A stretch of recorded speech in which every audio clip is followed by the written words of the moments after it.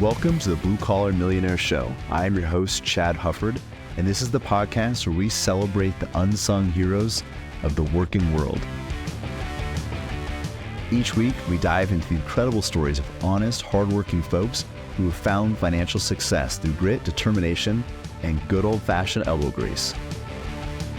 So if you're ready to be inspired and learn how to turn your hard work into your own success story, you're in the right place. This is the Blue Collar Millionaire Show.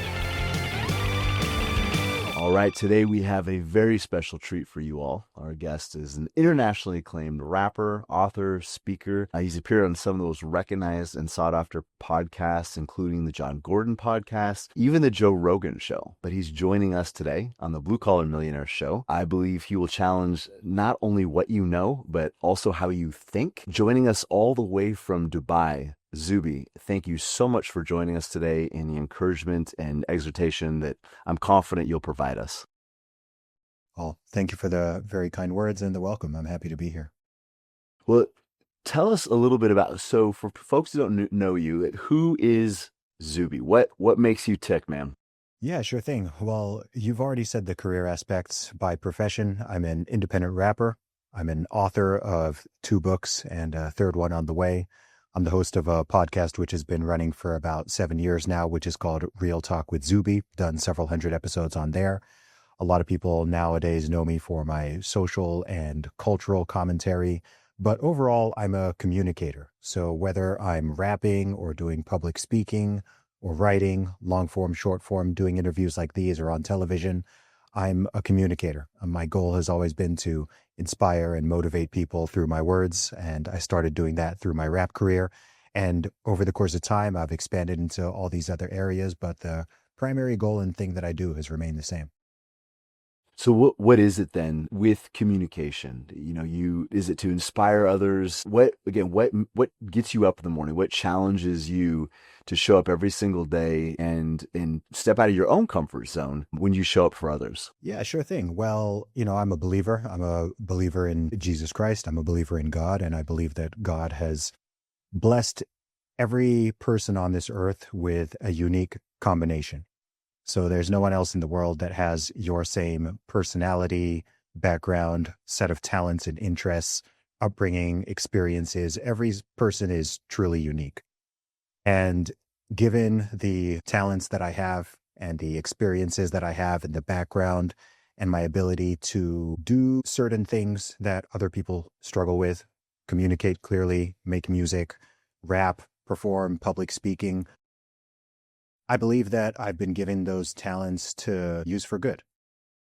And so I believe a lot in the power of words, whether they are spoken or sung or rapped or written. I just think language is incredibly powerful.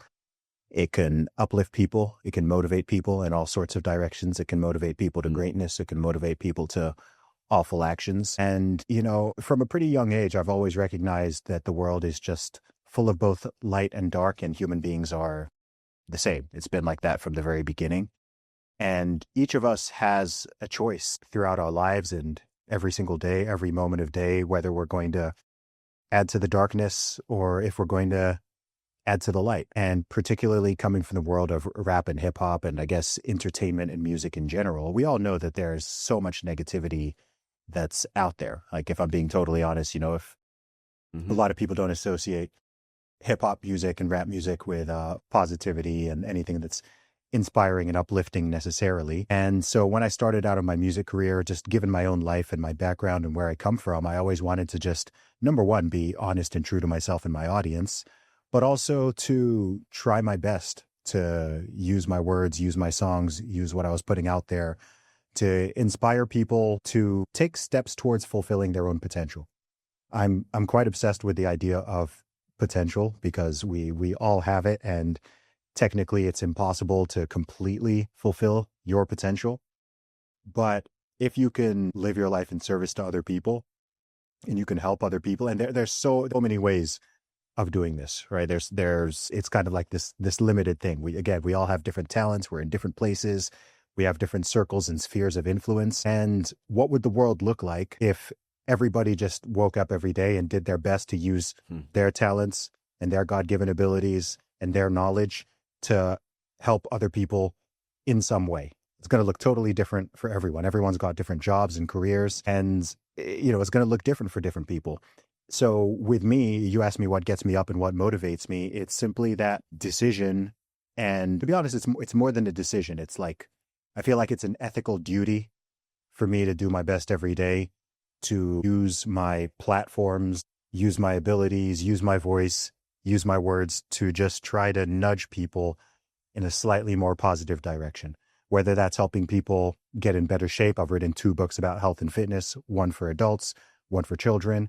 And those books have helped and inspired thousands of people, whether that's using my social media platforms, whether it's X or it's YouTube or it's Instagram or it's a podcast like this or my own, to just put out a message, just encouraging people, because people don't get enough encouragement. This is something I've realized more and more as I've gotten older. I'm very blessed with the family I come from and the parents and siblings that I have and the environment I grew up in, that I got a lot of positive encouragement all throughout my life. I still get a lot of positive encouragement, not just from people close to me now, but now that I have a large audience of people online all around the world, there are people who give me encouragement and affirmation in little ways every day. And I recognize that there are a lot of people who don't really have that. There are a lot of, young men and young women in this world, or people of all ages really, who just don't get a lot of encouragement, who don't get people who are telling them that they're capable, who aren't getting people who are just, I'm proud of you, keep going, don't give up. Like just those little messages. It can sound a little bit trite if you're used to hearing it all the time,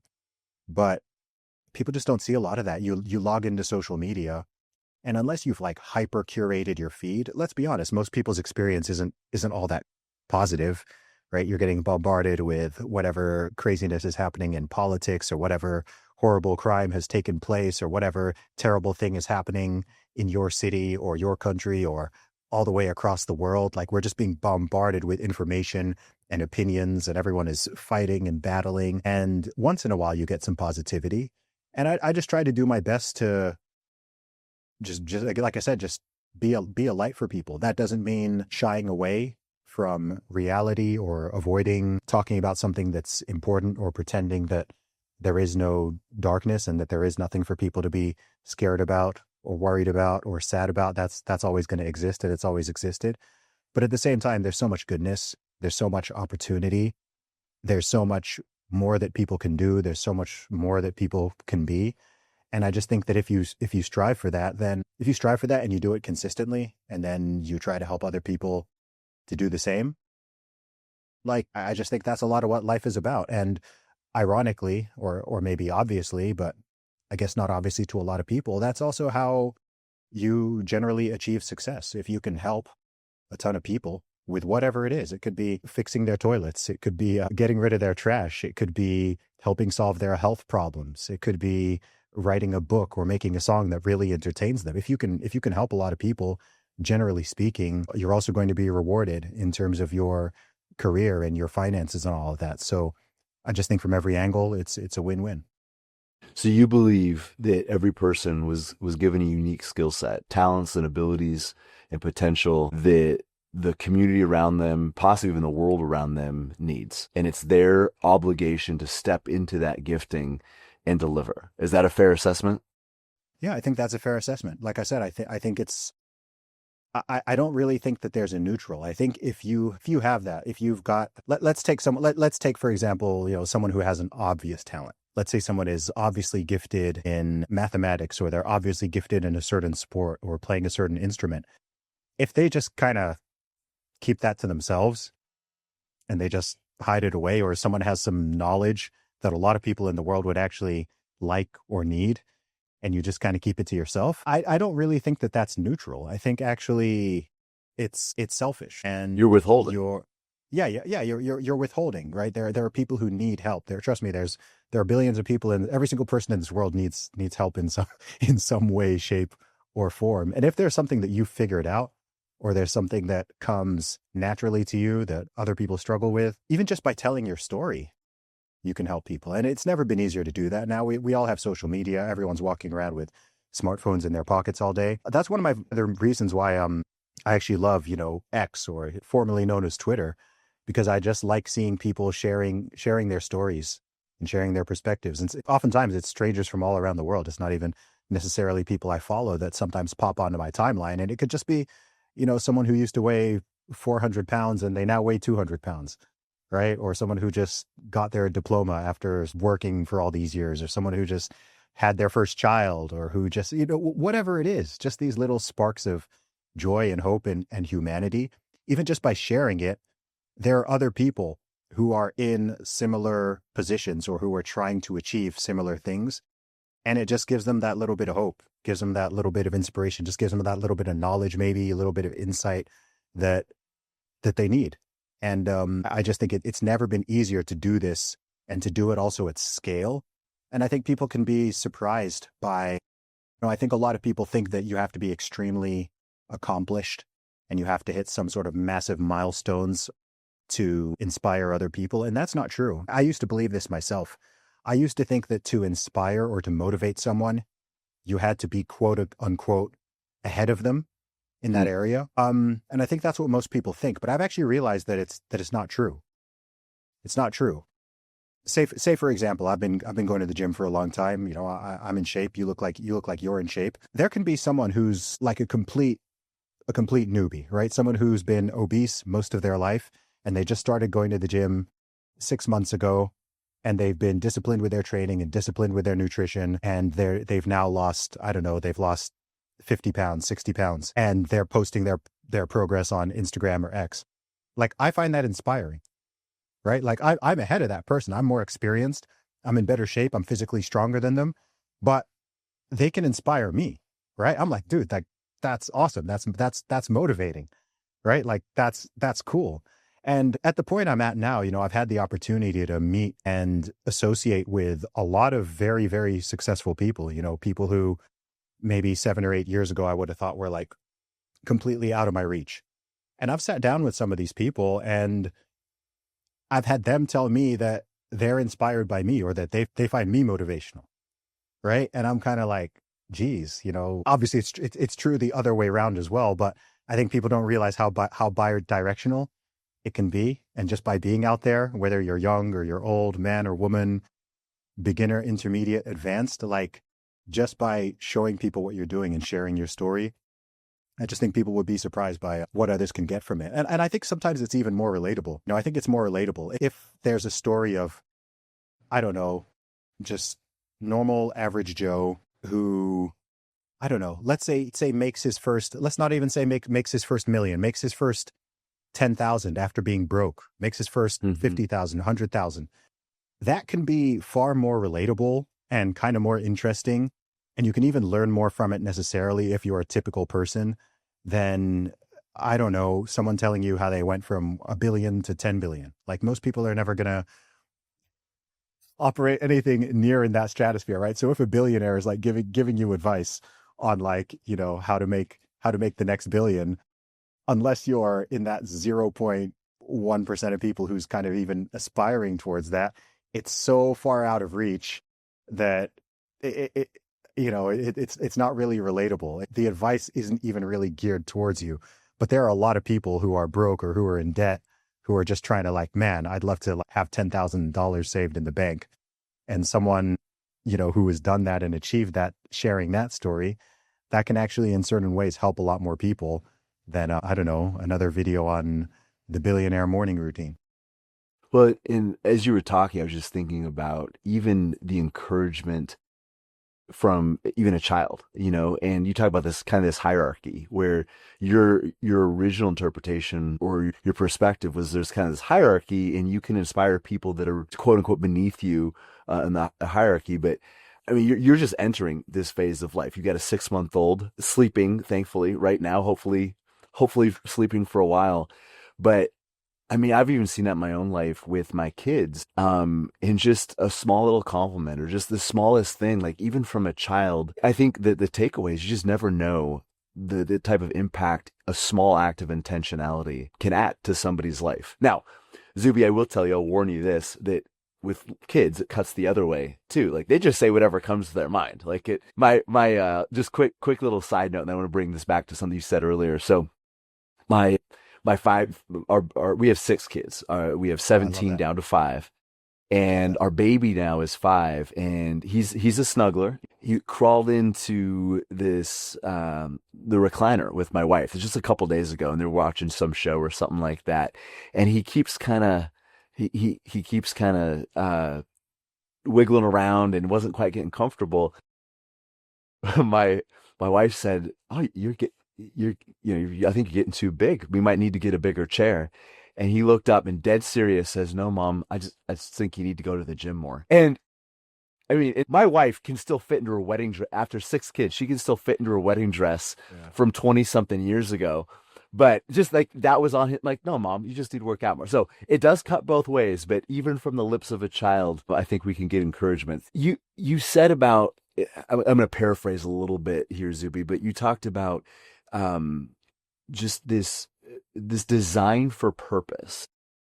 A lot of folks that are listening, not our entire audience, but a lot of folks are listening, could be familiar with Psalm 139, and it talks about um, God forming our inmost parts, that we were fearfully and wonderfully made. My frame was not hidden from you when I was woven together in secret. Like that, we hear those a lot.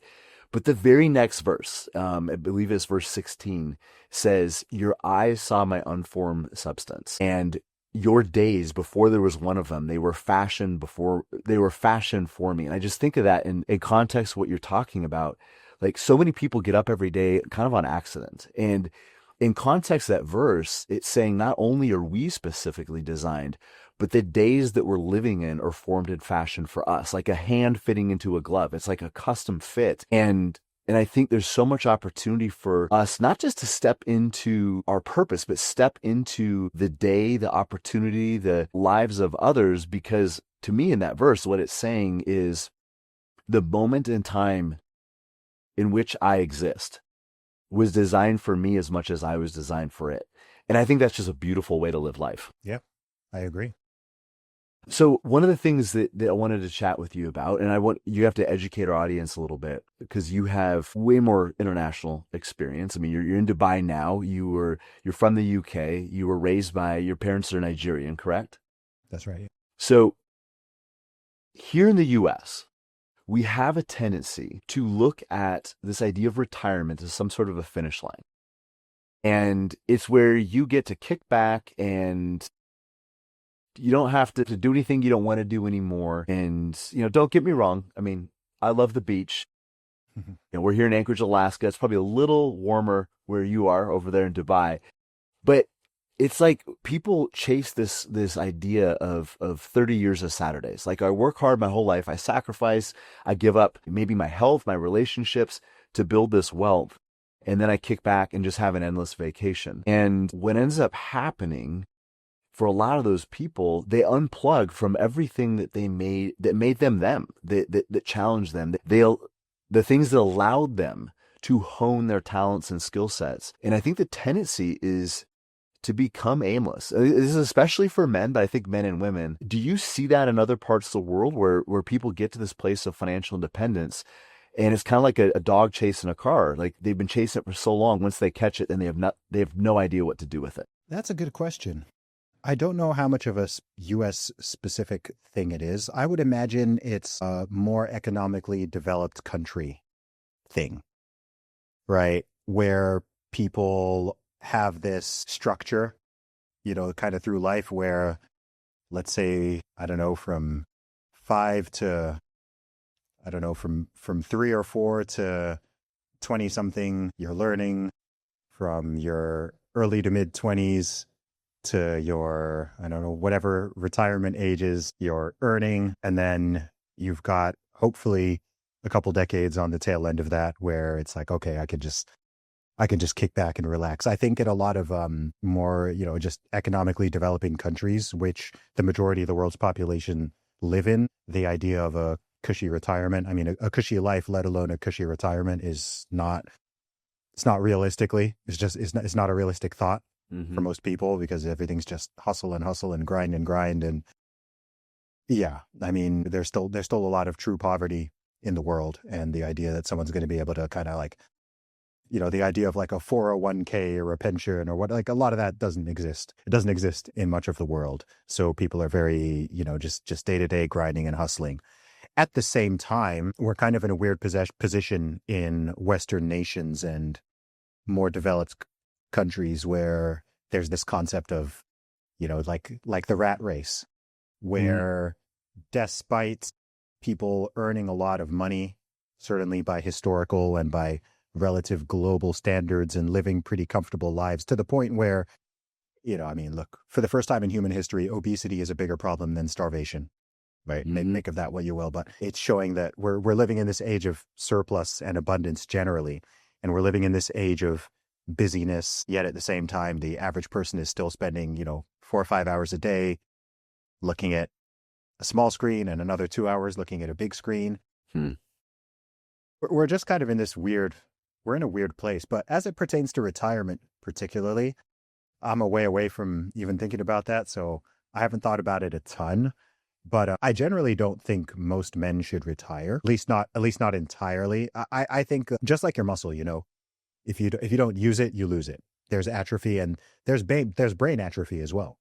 So I think it totally makes sense to, if you've been working hard for decades and you've done and accomplished a lot, and I don't know, you've paid off your house and your kids are out there living their lives and you've kind of done all the stuff you need to be in real money making mode for.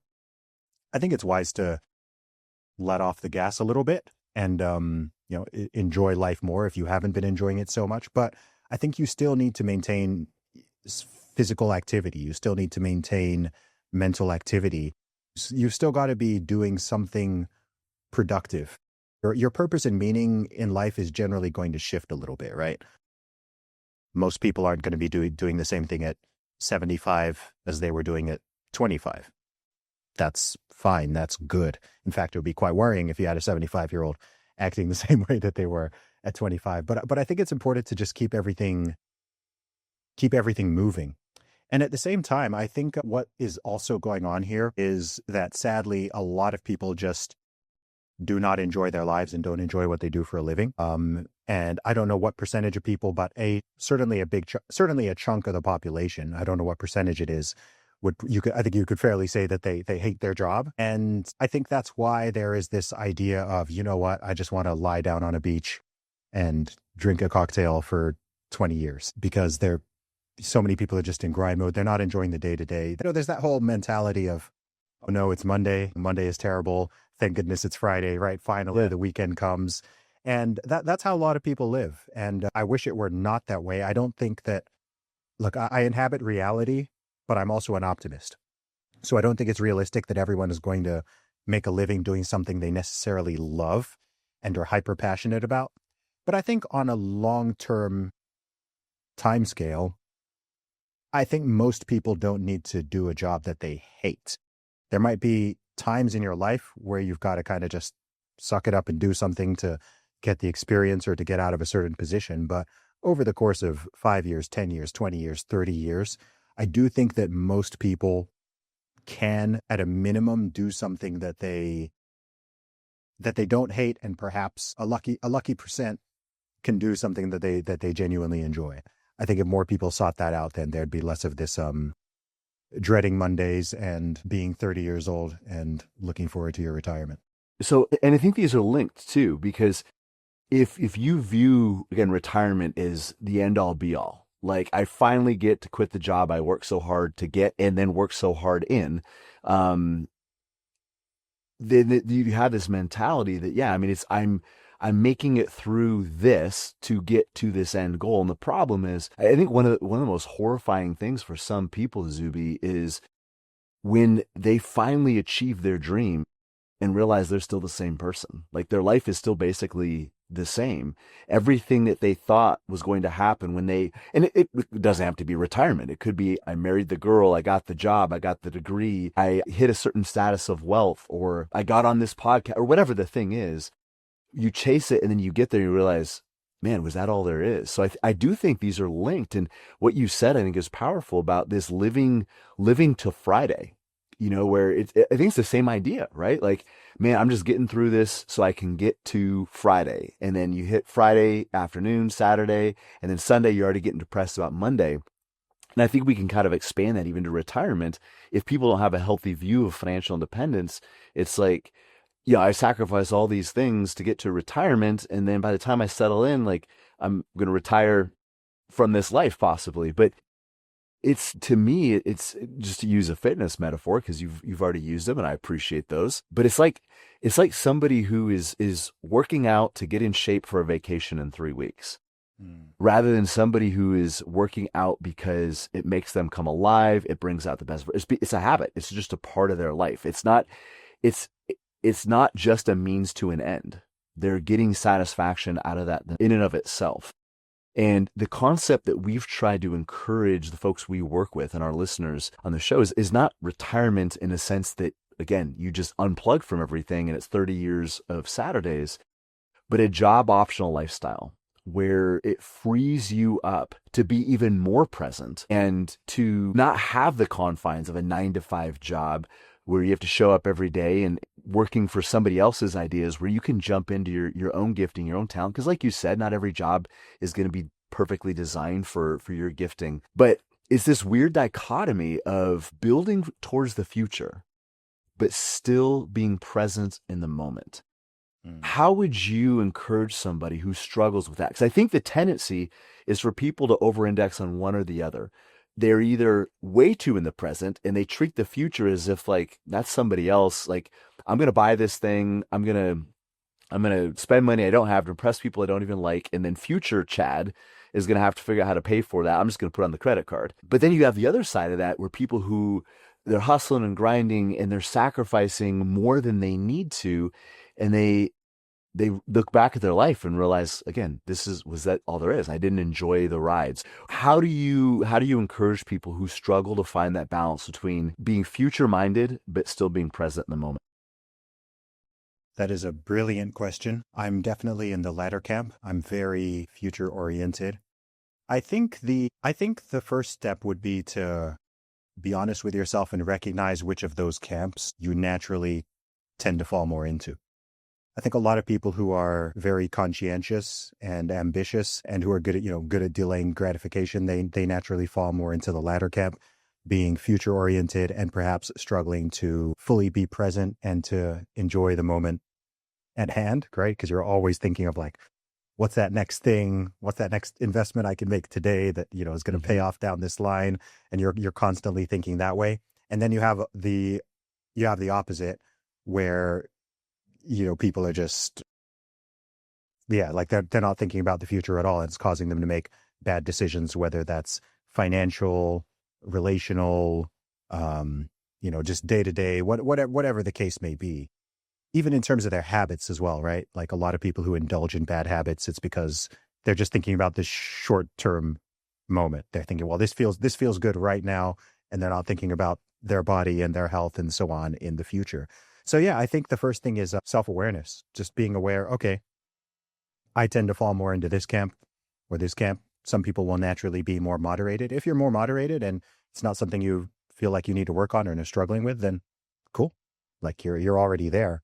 But I think once you recognize it, then you can just make a conscious effort to lean more in the other way. If you are someone who's very future focused and who is willing to sacrifice in the present quite consistently in order to gain more in the future, it's important to realize, remind yourself that, hey, tomorrow's not promised today. And, we are all going to die. Like, I'm going to die. Everyone I know and love is going to die at some point. People aren't here forever, and there's no guarantee. I'll tell you what I do. I live my life with the assumption and with the hope that I'm going to live to 100. And if I do live that long, then I'm not going to be destitute. My family's not going to be destitute. I'll still, maintain my health for a long time and so on. But if I died tomorrow, I'd be happy with what I'd done so far. If I died tomorrow, I wouldn't be like, oh my gosh, I had so much more life to live. And there's all these things that I wanted to do and I didn't do. And there's all these people I wanted to tell I love and I didn't tell them I loved them and this and this. Like, if I died tomorrow, I would have very, very few regrets. But that's not because I've been like YOLOing it the whole time. It's just like that consciousness. So I have, Chad, I want to travel to at least 100 countries before I die. But I've been to 46. I'm 39 years old, and I haven't intentionally been trying to get the number up either, right? Some of them I've been to 5, 6, 10 times. But I recognize, you know what? Like, cool. Like, here's something I want to do. I'll tell you another framing that might be useful to some people. Again, if you are, especially if you're more on the future oriented side, is I often think like, why not rather than why.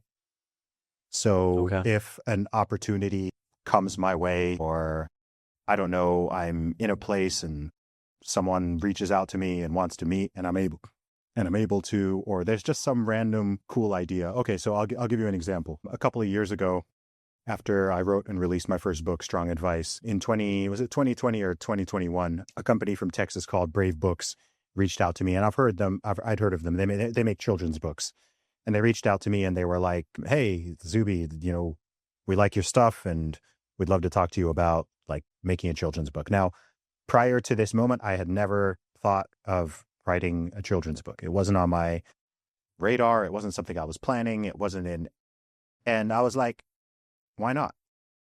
Right? I wasn't like, I was just, you know what? Sure. Like, cool. Like, let's talk. Right? That's an interesting idea. And I've had so many cool things happen in my life from just being like, why not?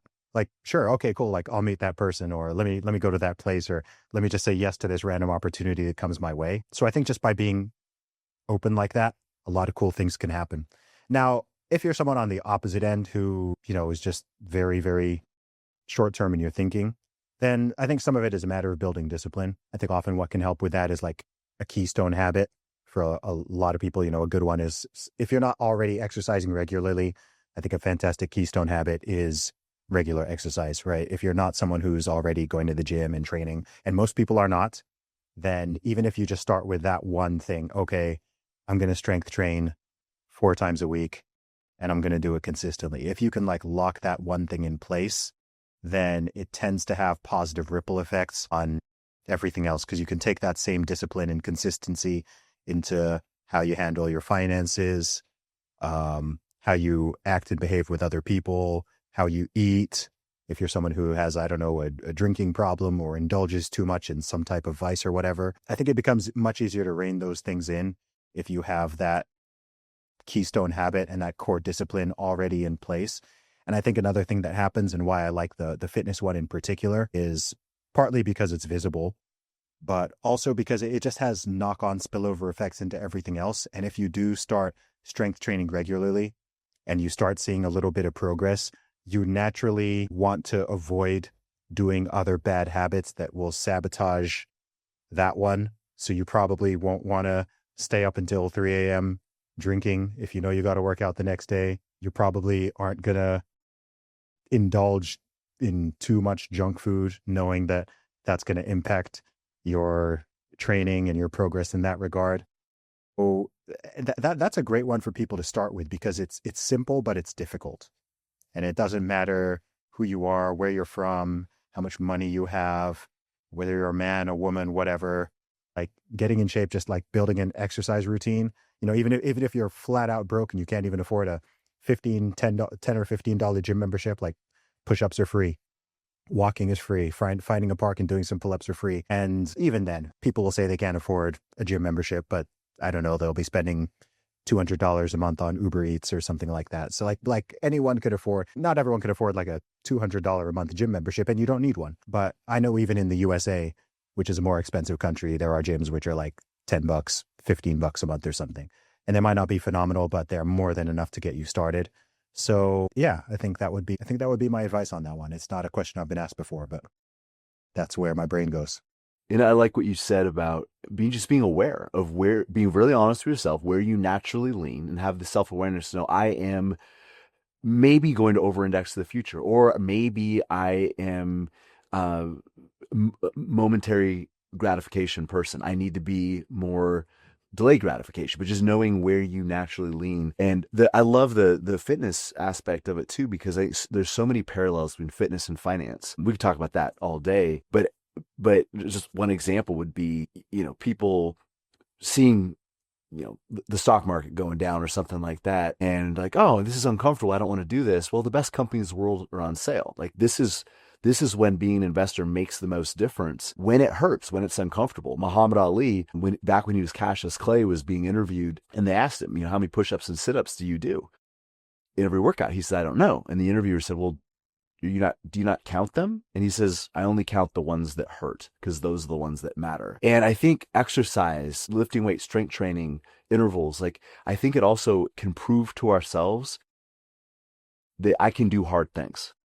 I can face a difficult challenge and persist. And I think that's so powerful in many, many other areas. I've got another question for you but if I can just speak into your life for just a moment. Sure, please do. Because I know you have a 6-month-old son and you're connected with John Gordon. Have you ever connected with Ed Milet before? I know. I don't think I have. Okay. Okay. So I met both of them at a conference and then ended up going to another conference. Both great guys, but being the guy from Alaska with 6 kids, I think people kind of have a tendency to remember. So anyways, I'm talking with Ed and just talking about life stages, right? And you have a 6-month-old right now, Zuby, and one of the things that Ed told me, because I'm very future focused as well, and I could easily sacrifice the present for the future. And at this point in my life, I had a 3-year-old, and now he's 5. But Ed told me, your 3-year-old will be with you for a while. You're gonna have kids at your house for a long time, but you will never have your 3-year-old ever again. And I thought about that and just thinking, like, because he was probably noticing a tendency in me to kind of want to get to that next stage. Like, yeah, I mean, I want everybody sleeping through the night. I want everybody to be able to pee and poop in the right spot. I want everybody to be able to feed themselves and dress themselves. And, I'm so happy to be past the car seat stage anyway, but the tendency to kind of rush past that. And he said, yeah, your 3-year-old will never be 3 ever again. And they'll be 4, they'll be 5, they'll be 6, but they'll be different. They'll be a different person. And it was a huge encouragement to me to just step into the moment. Cause I know you're there. I mean, you're 6-month-old. They're waking up at 2 a.m. and he's upset and he's screaming and you can't do anything because you don't produce milk. And it's just frustrating, right? But anyways, I hope that can encourage you to some degree. Just your 6-month-old will never be 6 months old again. Cherish the moments. Yeah, 100%, man. I'm happy that I'm very aware of this. I'll tell you something that has been a blessing for me is I'm the youngest of 5, so I was an uncle times 10 before becoming a father. Wow. Right. So I have nieces and nephews between the ages of 2 and 19, and so obviously being a dad is different from being an uncle. But having seen all of these young family members come into the world and grow through these different stages, seeing my older siblings going through all of that, it made what you say, I think, kind of drilled it into my consciousness already. Because even when I'm with my nieces and nephews, of course, I remember when they were like my son's age and I was holding them like this and, taking care of them or babysitting or whatever. So I am, even when it's frustrating, I am very conscious of just being like, you know what, enjoy this moment, even if you're tired, even if you're frustrated, whatever it is. And, I just look at his face and his big toothless smile and it just, like, even if you're tired, it just makes it all feel like it's worth it, even when you're just having a day of complete exhaustion. So yeah. It is, brother. It is. And 100%. And I'll tell you what, it is. I'm having more fun now as a dad than I've ever had before. And it doesn't necessarily get easier. The challenges just get different, but it is. And I know you know this, you've seen 10 nieces and nephews. You've watched this before. Yeah. It is such an amazing journey. And it just, I think it opens up pieces of your heart that you didn't even realize you had. Fatherhood thing, man, it's amazing. I'm not even going to get to a lot of the questions I want to ask you, but maybe someday we can have a future conversation. But you mentioned a couple things I wanted to touch on just in closing. You mentioned a couple books that you've written, the children's book that you just talked about, and then the book that kind of inspired that, or at least that probably triggered somebody reaching out. But you said you're working on a 3rd book. Can you tell us a little bit about that, and then also where people can find you, connect with you, and stay on top of what you're doing and the positive, encouraging information you're putting out there in the world? Yeah, absolutely. So the book I've been working on, the working title is Uncommon Sense, and it's kind of a mindset and philosophy book. So over the past couple of years, I've built an online audience of over 2 million of people just by, I don't know, saying things that I often think are commonsensical, or just offering my perspective on a range of different topics depending on what I'm feeling. Sometimes that wades into the realm of politics and cultural and social stuff. Other times it's, it's about fitness, it's about mindset, it's just about general life philosophy, whatever the case may be. I wanted to write a book that just expands on some of the ideas that I've generally put out there before. So things I've talked about in podcasts, things I've talked about on stages, things I may have just, something that may have been a 1 or 2 sentence tweet, and taking that and turning it into an entire chapter. Look, I think I'm sure we both live in the same world. So as lots of people know, particularly over the past decade, we've lived through just a strange time, like a lot of weird ideas floating around, a lot of strange things happening. And it just seems like, um, the compliment I get so often is like, people that have literally come up to me in the street in multiple different cities in multiple different countries and said things like, "Thank you for being sane," or "You helped me you helped me to stay sane. Thanks for just like having common sense. Thank you for." So that's why I called the book Uncommon Sense, because I don't know, we're living in a time where common sense isn't quite so common. Just before I jumped on this podcast, I saw another story. Have you seen what happened with the world's strongest woman competition in Texas? No, no. Okay, in Arlington, Texas, literally, I think today or yesterday, they had like the world's strongest woman competition. And of course, a man who identifies as a woman won it. Oh gosh. So I don't know if you know this, Chad, but like in 2019, at the beginning of 2019, I went viral for breaking the British women's deadlift record. So this was, Are you serious? yeah, yeah. Oh, yeah. Oh, Oh okay. my Yeah, God. yeah, yeah. It's just Google Zuby deadlift record. That's actually how like a lot of people discovered me, was from that little stunt. And so I'm just kind of amazed that like almost 7 years later, like this is still going on. So just an example of like the lack of common sense that we've No, it's kind of just been crazy. dealing Yeah. with, whether you're in the UK, you're in the US, you're in Canada. I'm not going to go too deep into all of that. People can find infinite podcasts on all of these subjects if they want. But yeah, we've just been living in this strange time. And I think people who just speak truth and are seeking the truth have had this opportunity to really build an audience and build a following just from being sane during an insane time. And maybe the pendulum is starting to swing a little bit back towards normality. But yeah, the book, I hope that it'll help and inspire people and amuse them as well. Like there's humor to it all. And yeah, so that's the book. I can't give like release dates or details or anything like that at this stage, but that's the general concept of it. And you asked where people can find me. So on all social media, you can find me at Zuby Music. That is Zuby Music. And if you really want to stay up to date and you want to see more of my long form thoughts, then check out realtalkwithzuby.com. So that's my Substack, and that's my newsletter. Got about 15,000 people who receive my newsletter on there, and you can sign up. It's totally free to sign up. And I write articles and newsletters just on different topics. So if you like the kind of stuff that I say on podcasts and say on social media, and you want to stay in touch and get more long form stuff, realtalkwithzuby.com. And Real Talk with Zuby is your podcast as well, and people That is right. My can stay in podcast touch is with also you called, there.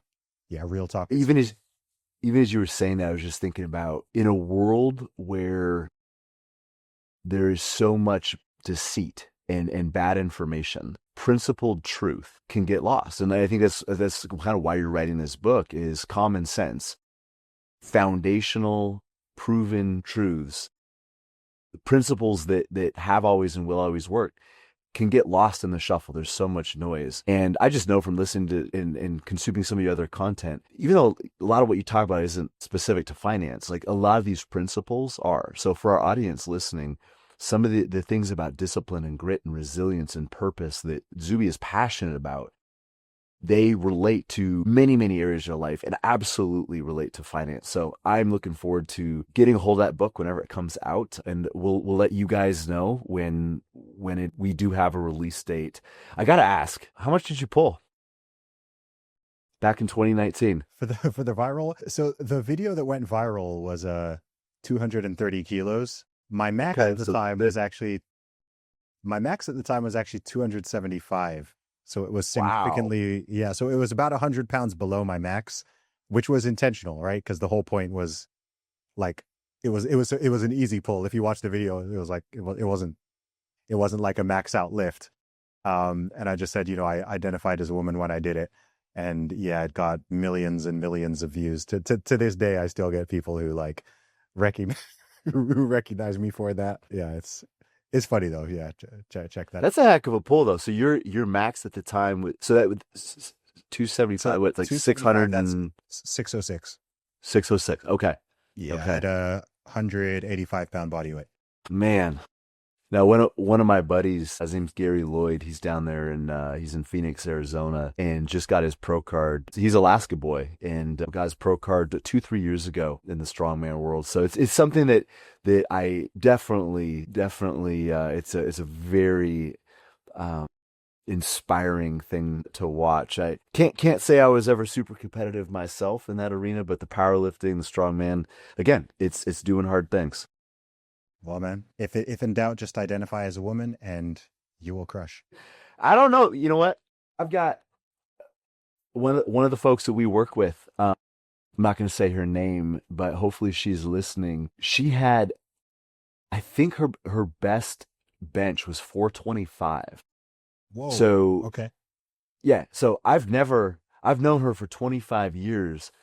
And just now, because she's a little bit older than me, I might be able to outbench her. But for most of the time I've known her, I've not been able to outbench her. And it was oftentimes 50, 75 pounds, like not even close to what she was benching. Yeah, she was benching well over 400 pounds. Anyways, that's a whole other thing. Man, I really appreciate this. There's so much value in what you said, and so many nuggets I think people can listen and re-listen again. Yeah, just so grateful for you being on. And I know you're trying to get to a lot of different countries, and I know you've been to the U.S. many times. Hopefully Alaska is on your bucket list at some point, but just appreciate everything you've brought to our Alaskan audience and our audience all across the U.S. So thank you. No doubt, man. Well, thank you. I want to get to all 50 states.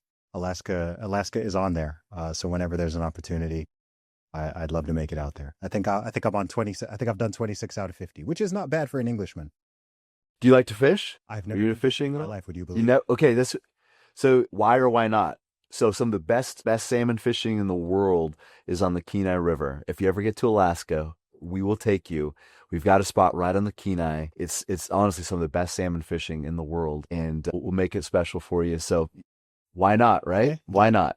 Deal. Yeah. All right, Sue. I don't know when, but I feel like one day I will take you up on that. And awesome. Thank you. All right, brother. Thank you. Thanks for listening to the Blue Collar Millionaire Show. We hope this episode has been inspiring and beneficial to you. If you want help on your journey to financial freedom, reach out to us at veritasalaska.com. We'd love to sit down over a cup of coffee with you, either here in our office or virtually, and get to know you and your needs. And though this podcast is free of charge, we do ask that you please do us two quick favors. If you enjoyed the episode, give our pod a great rating on iTunes or whatever podcast platform you use, and also give us a follow on Instagram. We hope you have a wonderful day filled with gratitude and intentionality. God bless.